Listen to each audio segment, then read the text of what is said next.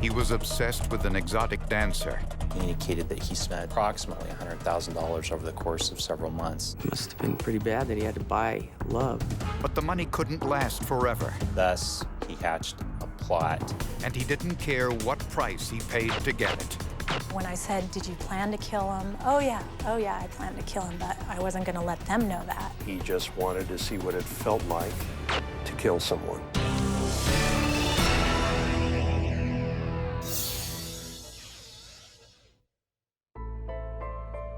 Residential real estate in Medford, Oregon is an extremely competitive business. So when Roxanne Ellis got a last-minute appointment to show a vacant apartment, she was happy to oblige. I did not know who she was showing the property to. She just wrote 11 o'clock and then the address. Usually our routine would be to write down, who it's with, the phone number, and the address. But that day, it didn't get done. A few hours later, Roxanne called her business partner, Michelle Abdil, and asked her to come pick her up. She said her car battery was dead. In response to the call, and not knowing exactly what was said, but I'm sure, something to the effect that I need you, and that's all it took, and she was on her way. No one heard from either woman after that call. I probably called 30 times on her cell phone. She had a cell phone and a pager. And I paged her probably about the same amount of times.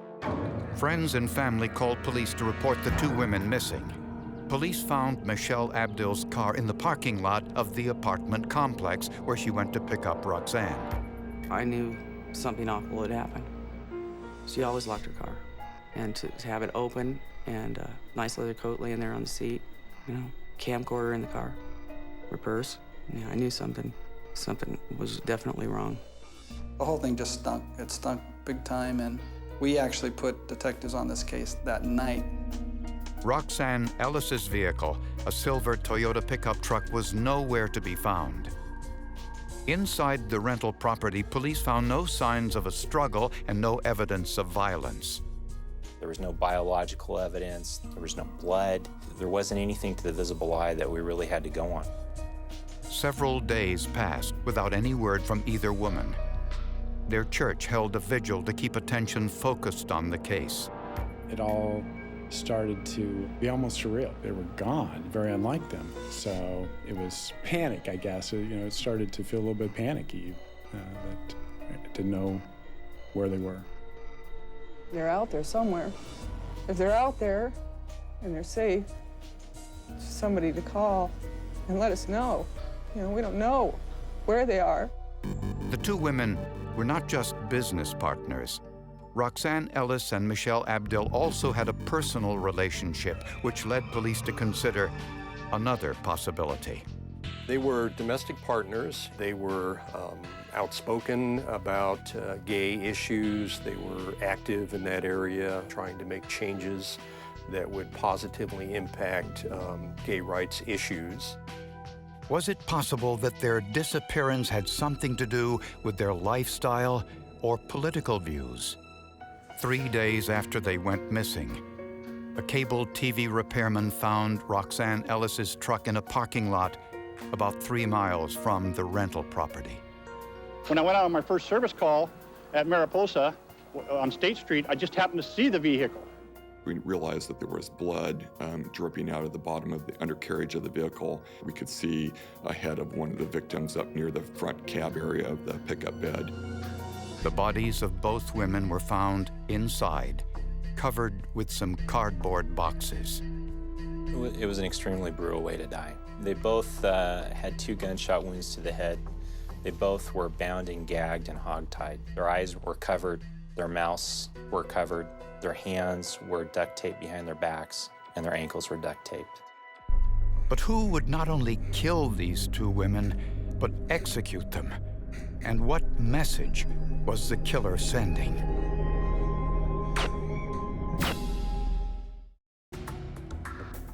No one knew why Roxanne Ellis and Michelle Abdil were murdered. The motive didn't appear to be robbery.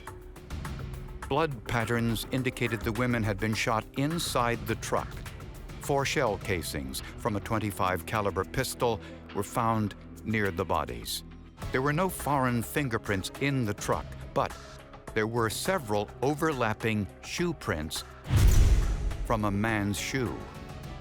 This was on a kind of a chrome-plated bumper area that had kind of a dirty grime, kind of oxidized layer on it. And when the individual stepped on the bumper, he left a negative impression.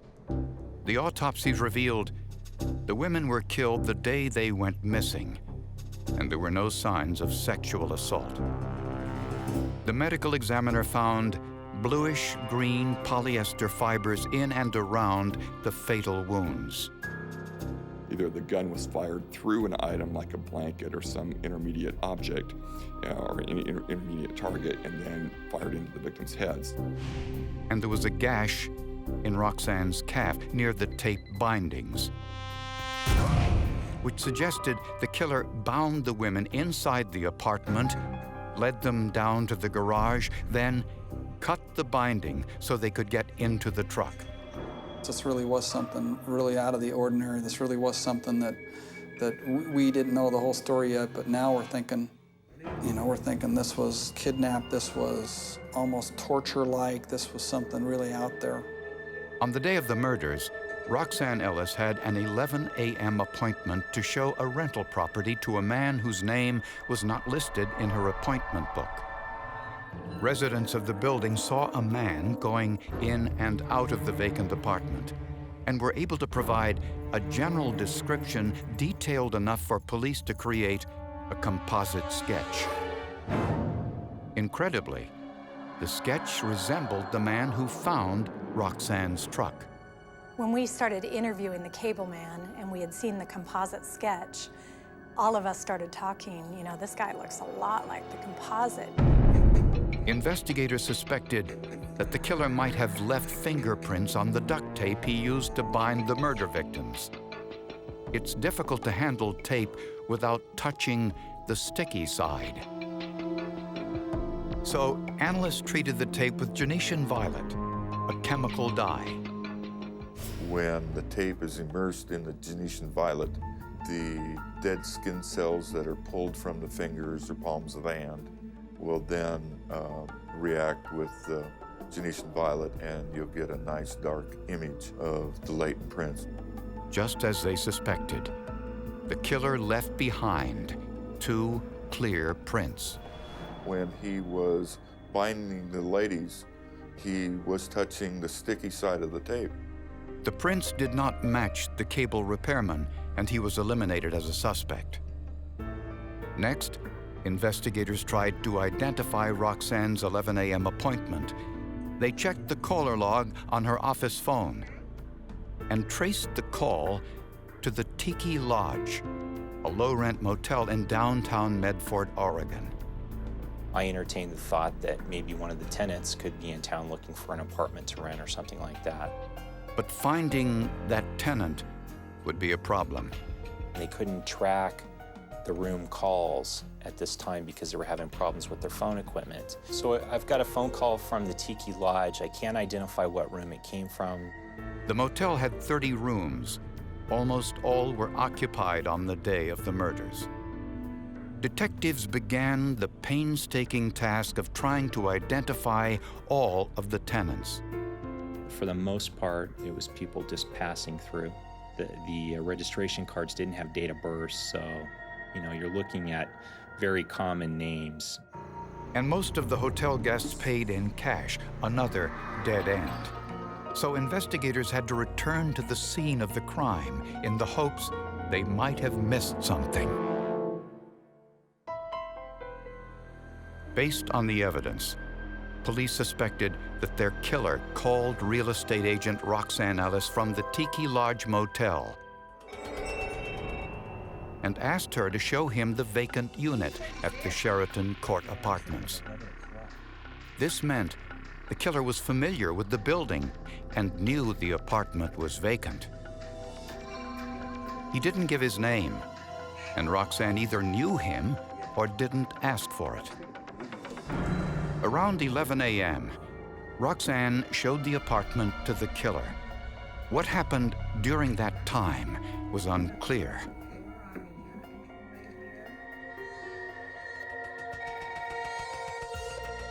But Roxanne was still alive at 5 p.m. when she called her domestic partner, Michelle Abdil, probably at gunpoint, with the false story that her car battery was dead and that she needed a ride home.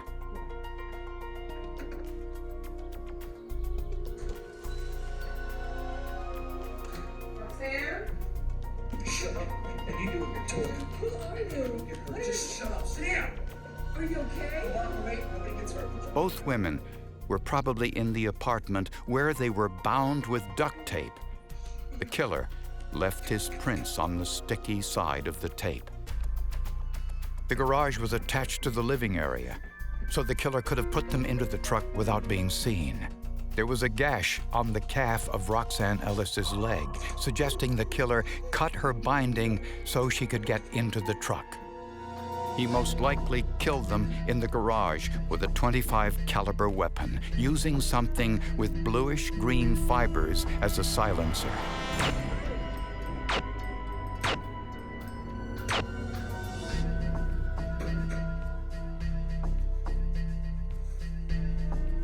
He also left his shoe impressions on the bumper. He left Roxanne's truck in a parking lot about 3 miles away, and it wasn't found until 3 days later. All police had were the killer's fingerprints, his shoe impression, and a composite sketch. Several days passed with no leads. Then a woman called police to say the composite sketch looked remarkably similar to her son. It makes me ill, and I can't believe my son would do anything like this. She makes the call, we get that information. She's got an address that is very close to where the truck was recovered, so we're convinced that she's not leading us down the wrong road. The woman's 29-year-old son, Robert Acremont, had just moved to Oregon. She said her son was familiar with the vacant apartment where the murders took place. She had been to that Sheraton Court address previously with her son, and that was shown to them by Roxanne Ellis. And there was another possible connection to the murders. Robert Acremont's brother was the manager of the Tiki Lodge Motel. The call made to Roxanne Ellis before her murder originated from the Tiki Lodge. However, Robert Acremont had no motive to kill Roxanne Ellis or her partner, Michelle, and he had no criminal record. He'd never been charged with any criminal activity. In fact, he ended up going into the Air Force. He served honorably in the Air Force. He went on to get a master's degree, and he had a good job, really, working for roadway trucking in California. A credit card check revealed that Acremont had been spending a lot of time and money at a strip club in Las Vegas. He had some money, he headed to Vegas and fell for the stripper, who he envisioned as his girlfriend. He had run himself into debt, obviously had an addiction to her and to that lifestyle. The stripper's stage name was Ecstasy. She said that he was spending up to $3,000 on a weekend. He ended up running through, I think it was about $80,000 worth of credit card debt. He had a retirement fund that he managed to max out, so he spent a ton of money on that woman. The stripper said Acremont was obsessed with her and insisted on calling her his girlfriend. His family reportedly encouraged him to break off this relationship because they felt that he was being used. Eventually, the money ran out. Well, then she dumps him. You can't pay for what you're asking me to do, and therefore we're done. But robbery didn't appear to be the motive in Roxanne Ellis and Michelle Abdil's murders. Robert Acremont's mother said he left Oregon after the murders and was headed to California, but she didn't know where. Fortunately, police knew exactly how to find out. The prime suspect in the murders of real estate agents Roxanne Ellis and Michelle Abdil was 29-year-old Robert Acremont, whose own mother called police to say he resembled the composite drawing of the killer. I'm so sorry. That's all I can say. I'm so sorry. She probably had made the hardest phone call a person could make in their life because she suspected that he was involved in these horrible crimes. And I believe it really took some moral fiber for her in order to step up and make that phone call. Lieutenant Tim Doney left Oregon and followed Bob Acremont through his credit card activity to Stockton, California. We felt he was desperate. We felt that his behavior was escalating, and we felt he was a danger to the public. A SWAT team apprehended Acremont in a motel room in Stockton without incident. In the motel room, he had a canvas bag with books about murder, a taser, handcuffs, a roll of duct tape, and a .25 caliber handgun with a homemade silencer with bluish-green fibers, like those found on Roxanne and Michelle. There was blood on the interior portion of it, right at the muzzle end of where the bullet would come out, heavily caked blood. DNA analysis showed this was a combination of blood from both Roxanne Ellis and Michelle Abdil. Acremont's fingerprints matched the fingerprints on the duct tape used to bind the victims. His shoes were compared to the impressions found on the bumper of Roxanne's truck and were consistent. We had the eyewitness evidence placing him at the scene. We clearly felt that we had plenty of evidence to try this case, a very solid case. As soon as I got caught, I knew with all the evidence they got, it ain't worth fighting this one. It's over. Game done. Acremont not only confessed to the murders, but he confirmed that the motive was robbery. He said he spent all of his money on the Las Vegas stripper and needed more. And thus, he hatched a plot to obtain more money so he could have that contact again. This was so ridiculous that, I mean, it must have been pretty bad that he had to buy love. You know, it's too bad for him that he didn't ever experience the love that my mom had. You know?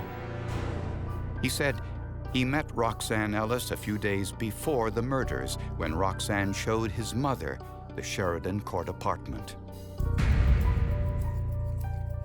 Acremont said he planned to force Roxanne to write him a business check for $50,000. He had Roxanne lure her partner, Michelle Abdil, over to the apartment too, because a business check that size requires both of their signatures.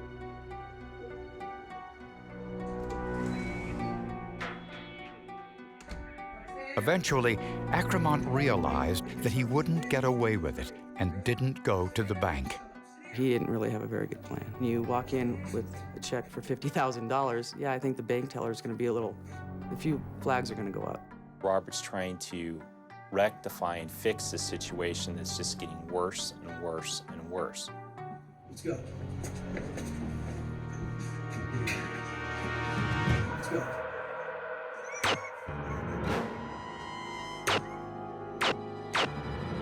Bob Acremont hates a lot of things. He hates a lot of people. I think he hates himself, and I think that's about as close to the devil as you're going to get, and that's Bob Acremont. While talking to police, Acremont also admitted killing a friend of his, Scott George, 7 weeks earlier. And what he said about that was that he just wanted to see what it felt like to kill someone. I'm not a psychotic in any means. Maybe a sociopath. I would admit that 100%. During our interviews, he would joke, he would laugh in reference to his victims, and really showed no sense of feeling sorry or remorseful for what he had done. I think probably the only thing he was sorry for is the fact he got caught. He also confessed during a telephone interview with reporter Libby Dowsett. It was an experience I'll never forget, that's for sure. He came off like he was talking about a football game. Because I never told them about the intent to kill him. See, the perfect murder has no bodies, no evidence. That got all fouled up because Michelle told a coworker where she was going. So that's why I left the bodies. Otherwise, they'd be down that mine shaft with that other guy down there in Stockton. You know, just laughing and joking and talking about, you know, when I said, did you plan to kill him? Oh yeah, I planned to kill him, but I wasn't gonna let them know that. I just told him I was after the money and I was gonna leave them both tied up, and in a day or two, then somebody would have found him there at the apartment. He was disturbing. Just to sit in the audio booth alone talking to him was frightening. In October of 1997, Robert Acremont was convicted of 2 counts of aggravated murder, first-degree kidnapping and robbery, and was sentenced to death. You better believe when he gets that needle put in his arm, I'm gonna be right there. The forensic evidence in this case was important in securing his identity and making this case. And the forensic evidence also helped us prove the enormity of the horrible crimes that he committed. Robert Acremont still sits on death row, but apparently grew impatient for that day to come. He didn't settle down once he got to jail. He tried to kill himself. They found a weapon under his mattress. He had to be cut down when he had a sheet around his neck. Well, one of the jurors that heard the case spoke to the Medford paper after the trial was done, and he said that he thought Acremont was the personification of evil, and that really struck home to me in a nutshell.